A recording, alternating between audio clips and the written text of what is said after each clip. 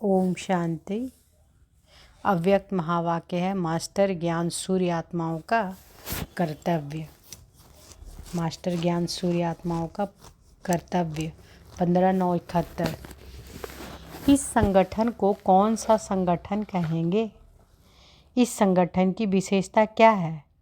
जो विशेषता है उसी प्रमाण ही नाम कहेंगे। इस संगठन की क्या विशेषता है जो और संगठन में नहीं देखी? अपने संगठन की विशेषता को जानते हो? यह संगठन सारे ब्राह्मण परिवार से विशेष आत्माओं का संगठन है, लेकिन इस विशेष आत्माओं के संगठन की विशेषता यह है, इसमें सर्व प्रसिद्ध नदियों का मेला है। नदियों के ऊपर अनेक प्रकार के विशेष दिनों पर मेले होते हैं, लेकिन यह मेला प्रसिद्ध नदियों का है। ज्ञान सागर से निकली हुई पतित पावनी नदियों का मिलन है। अपने को पतित पावनी समझती हो? अगर पतित पावनी हो तो मुख्य बात जानती हो कि पतित पावनी कौन बन सकती है? पतित पावनी बनने के लिए मुख्य कौन सी बात स्मृति में रखो जिससे कैसा भी पतित पावन बन जाए, कोई भी पतित आत्मा का संकल्प भी समा जाए। इसके लिए मुख्य बात यही सदा बुद्धि में रखनी चाहिए कि मैं सर्व आत्माओं के पतित संकल्पों व वृत्तियों व दृष्टि को भस्म करने वाली मास्टर ज्ञान सूर्य हूँ। तो बाबा क्या बोल रहे हैं कि पतित पावनी बनने के लिए मुख्य कौन सी बात स्मृति में रखो जिससे कैसा भी पतित पावन बन जाए, तो कोई भी पतित आत्मा का संकल्प भी समा जाए। इसके लिए क्या करना है?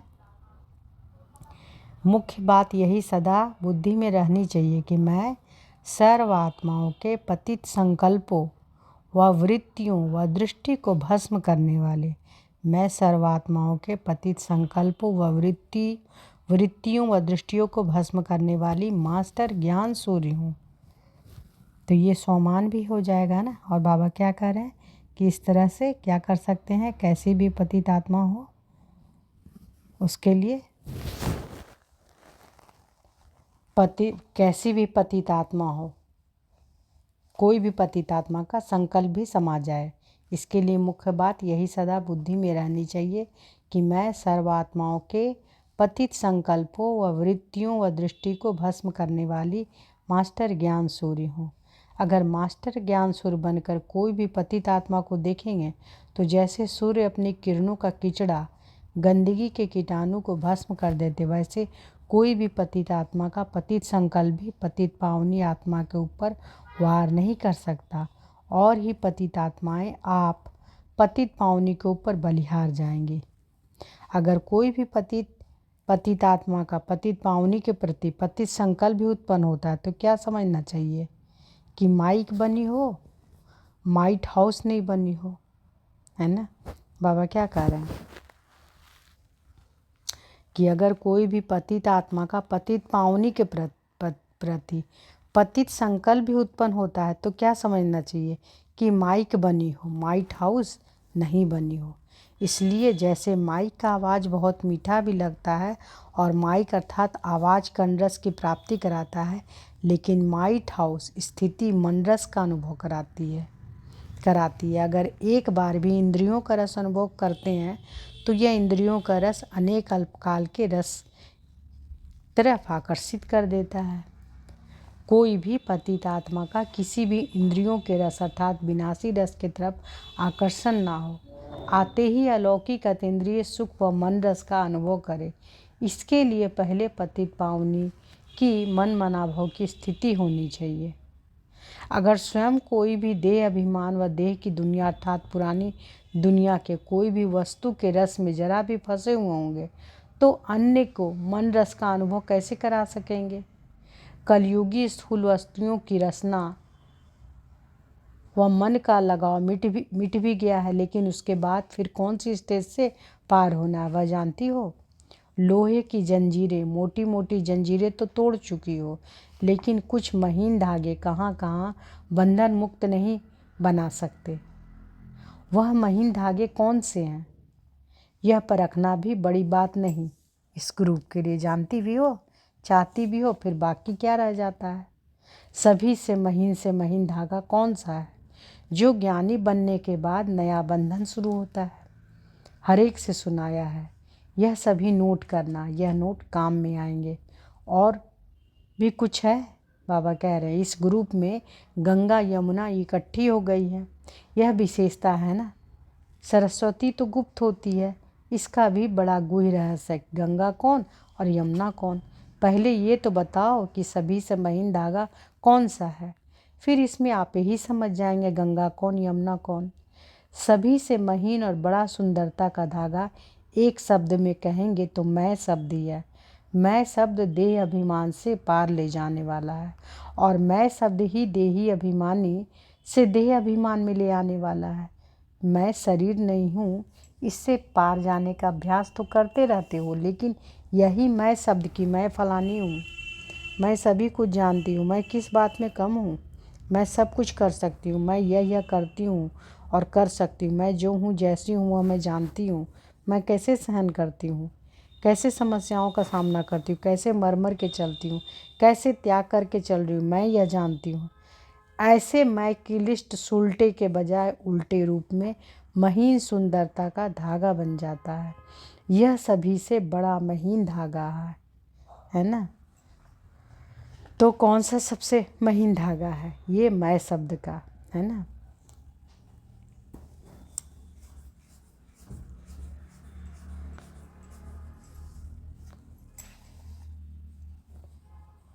तो न्यारा बनने के बजाय, बाप का प्यारा बनने के बजाय कोई न कोई आत्मा का व कोई वस्तु का प्यारा बना देता है। चाहे मान का प्यारा, चाहे नाम का प्यारा, चाहे शान का प्यारा, चाहे कोई विशेष आत्माओं का प्यारा बना लेता है। तो इस धागे को तोड़ने के लिए व इस धागे से बंधन मुक्त बनने के लिए क्या करना पड़े, ट्रांसफ़र कैसे हो? तो बाबा क्या बोले, एक बार फिर से सुनिए, थोड़ा सा पैराग्राफ सुनाते हैं तो समझ में आएगा। बाबा कहते हैं, कोई भी पतित आत्मा का किसी भी इंद्रियों के रस अर्थात विनाशी रस के तरफ आकर्षण ना हो, आते ही अलौकिक अतीन्द्रिय सुख व मन रस का अनुभव करे। इसके लिए पहले पतित पावनियों की मन मनाभाव की स्थिति होनी चाहिए। अगर स्वयं कोई भी देह अभिमान व देह की दुनिया अर्थात पुरानी दुनिया में कोई भी वस्तु के रस में जरा भी फंसे हुए होंगे तो वह अन्य को मन रस का अनुभव कैसे करा सकेंगे? कलयुगी स्थूल वस्तुओं की रसना व मन का लगाव मिट भी गया है, लेकिन इसके बाद फिर कौन सी स्टेज से पार होना है वह जानती हो? लोहे की जंजीरें, मोटी मोटी जंजीरें जो तोड़ चुकी हो, लेकिन बहुत महीन धागे कहाँ कहाँ बंधन मुक्त नहीं बना सकते। यह महीन धागे कौन से हैं, यह परखना भी बड़ी बात नहीं। इस ग्रुप के लिए जानती भी हो, चाहती भी हो, फिर बाकी रह जाता है। सभी में महीन से महीन धागा कौन सा है जो ज्ञानी बनने के बाद भी नया बंधन शुरू होता है? हर एक ने सुनाया। तो सबसे महीन धागा क्या है? यह सभी नोट करना, यह नोट काम में आएगा। और कुछ भी है, इस ग्रुप में गंगा यमुना इकट्ठी हो गई, यह विशेषता है ना। सरस्वती तो गुप्त होती है, इसका भी बड़ा गूढ़ रहस्य है। गंगा कौन और यमुना कौन? पहले यह तो बताओ कि सबसे महीन धागा कौन सा है, फिर इससे आप ही समझ जाएंगे गंगा कौन यमुना कौन। सभी से महीन और बड़ा सुंदरता का धागा एक शब्द में कहेंगे तो मैं शब्द ही है ना। सभी से महीन और बड़ा सुंदरता का धागा एक शब्द में कहेंगे तो मैं शब्द ही है। मैं शब्द देह अभिमान से पार ले जाने वाला है, और मैं शब्द देही अभिमानी से देह अभिमान में ले आने वाला है। मैं शरीर नहीं हूँ, उससे पार जाने का अभ्यास तो करते रहते हो, लेकिन यही मैं शब्द कि मैं फलानी हूँ, मैं सभी कुछ जानती हूँ, मैं किस बात में कम हूँ, मैं सब कुछ कर सकती हूँ, मैं यह करती हूँ और कर सकती हूँ, मैं जो हूँ जैसी हूँ वह मैं जानती हूँ, मैं कैसे सहन करती हूँ, कैसे समस्याओं का सामना करती हूँ, कैसे मर के चलती हूँ, कैसे त्याग कर चल रही हूँ, मैं यह जानती हूँ। तो ये सबसे सूक्ष्म धागा है, महीन धागा। बाबा कह रहे ये मैं शब्द जो है ना सबसे महीन धागा है। ऐसे मैं की लिस्ट उल्टे के बजाय उल्टे रूप में महीन सुंदरता का धागा बन जाता है। यह सभी से बड़ा महीन धागा है। न्यारा बनने के बजाय बाप का प्यारा बनने के बजाय कोई न कोई आत्मा का व कोई वस्तु का प्यारा बना देता है, चाहे मान का प्यारा, चाहे नाम का प्यारा।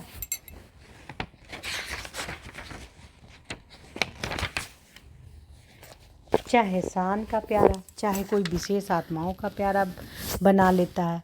तो इस धागे को तोड़ने के लिए व इस धागे से बंधन मुक्त बनने के लिए क्या करना पड़े, ट्रांसफ़र कैसे हो? जिम्मेवारी ताजधारी ग्रुप को ही मंगाया है ना। जिम्मेवारी के लक्ष्य को धारण करने वाले ग्रुप तो हो ही, बाकी क्या चाहिए? निरंकारी हो, बाबा कहते निरंकारी हो। तो बाबा पूछते हैं निरंकारी हो, निराकारी हो। अगर निराकारी स्थिति में स्थित होकर निरंकारी बनो तो निर्विकारी ऑटोमेटिकली हो ही जाएंगे। निरंकारी बनते जरूर हो लेकिन निराकार होकर निरंकारी नहीं बनते हो। युक्तियों से अपने को अल्प समय के लिए निरंकारी बनाते हो, लेकिन निरंतर निराकारी स्थिति में स्थित होकर साकार में आकर यह कार्य कर रहा हूँ, यह स्मृति व अभ्यास नेचुरल व नेचर ना बनने के कारण निरंतर निरंकारी स्थिति में स्थित नहीं हो पाते हैं। तो बाबा क्या बता रहे हैं कि निरंतर निराकारी स्थिति में स्थित होकर साकार में आकर यह कार्य कर रहा हूँ, यह स्मृति व अभ्यास नेचुरल व नेचर ना बनने के कारण निरंतर निरंकारी स्थिति में स्थित नहीं हो पाते हैं।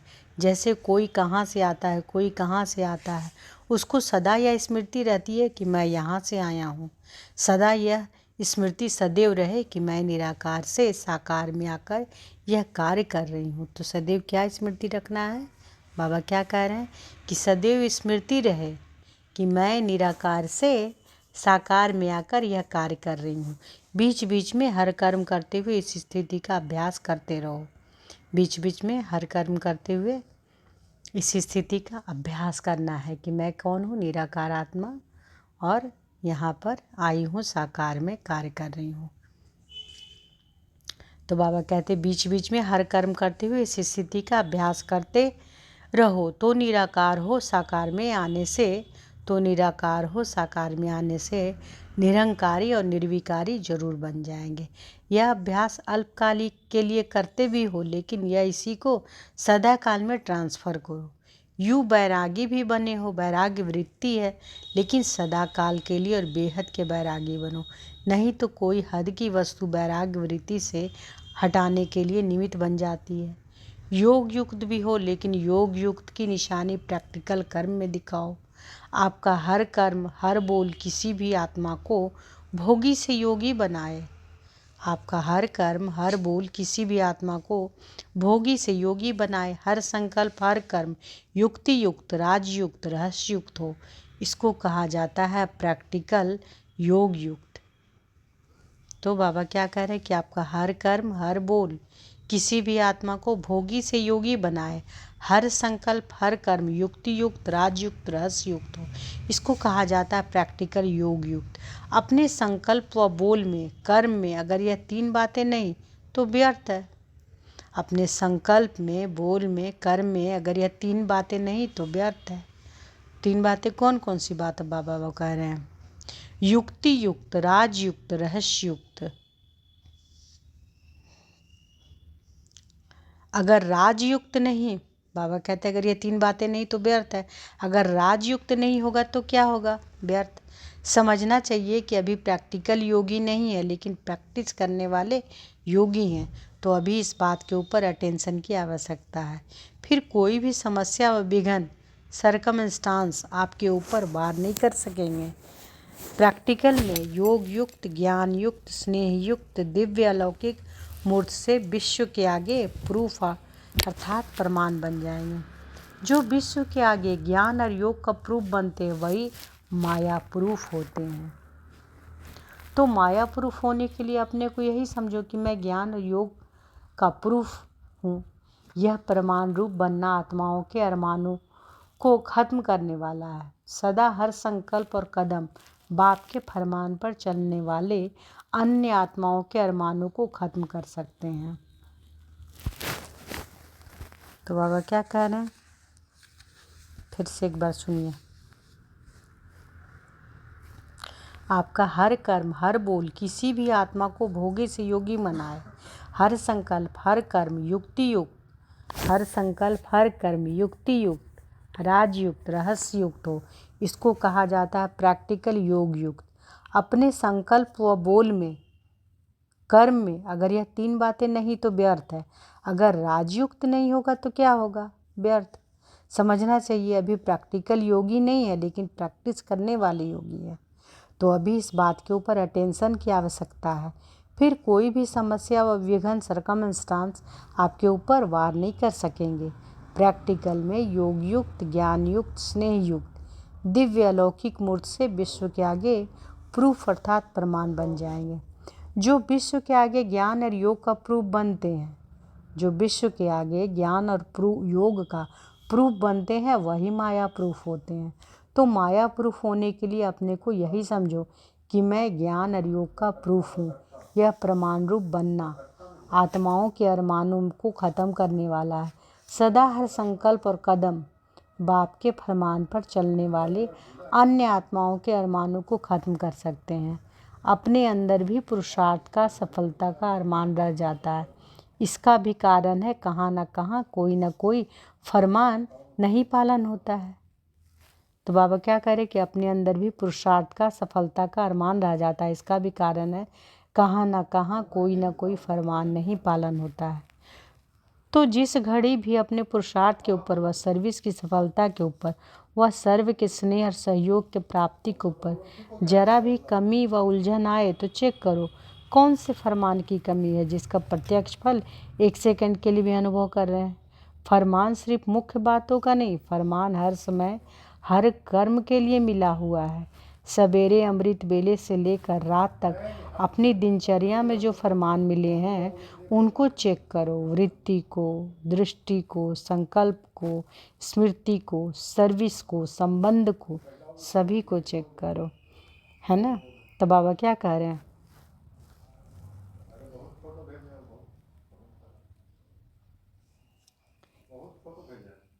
जैसे कोई मशीनरी चलते चलते स्पीड ढीली हो जाती है तो सभी औजारों को चेक करते हैं, चारों ओर से चेकिंग करते हैं। ऐसे चारों तरफ की चेकिंग करने से स्पीड तेज कर सकेंगे, क्योंकि अब रुकने की बात खत्म हुई, अब है स्पीड को तेज करने की बात। जो भी स्टेज सुनी उस पर ठहरते भी हो और पुरुषार्थ में विशेष आत्माएं भी हो। स्टेज को चेक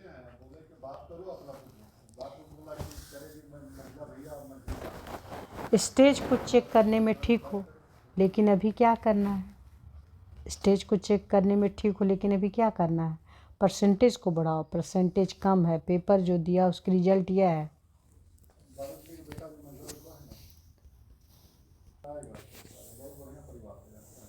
तो बाबा कहते हैं स्टेज को चेक करने में ठीक हो लेकिन अभी क्या करना है? परसेंटेज को बढ़ाओ। परसेंटेज कम है, पेपर जो दिया उसका रिजल्ट यह है। नॉलेज की शक्ति से स्टेज को बना लेते हो लेकिन परसेंटेज में स्वयं भी संतुष्ट नहीं हो। अभी यह संपूर्ण करना है। ज्ञान के फोर्स के साथ जो महीनता का सुनाया उसके कारण नकली नुकसान देने वाला फोर्स भी मिक्स हो जाता है।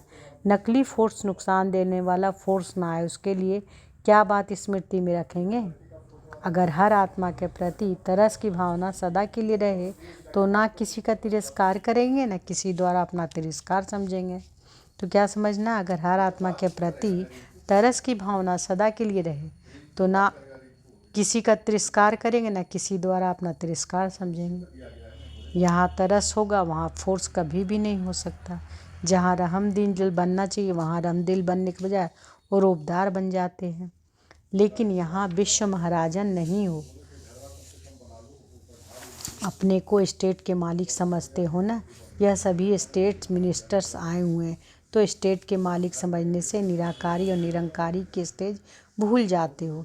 स्टेट के सेवाधारी हो, ना कोई भी आत्मा के सेवा लेने वाले हो।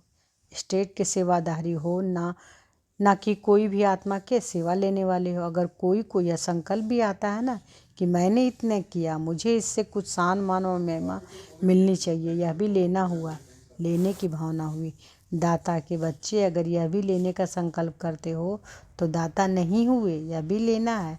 देने वाले के आगे सोपता नहीं, इसको कहा जाता है बेहद के बैरागी। सेवाधारी को यह भी संकल्प नहीं उठना चाहिए, तब स्टेट से अपने बेहद के विश्व महाराजन का स्टेटस पा सकेंगे। अच्छा, जो निष्कामी होगा वही विश्व का कल्याणकारी बनेगा। रहम दिल होगा। कर्तव्य की प्राप्ति स्वतः होना दूसरी बात है, लेकिन कामना से प्राप्त करना यह अल्पकाल की प्राप्ति भल होती है, लेकिन अनेक जन्मों के लिए भी अनेक प्राप्तियों से वंचित कर देती है। प्राप्ति और प्राप्ति का साधन बन जाती है।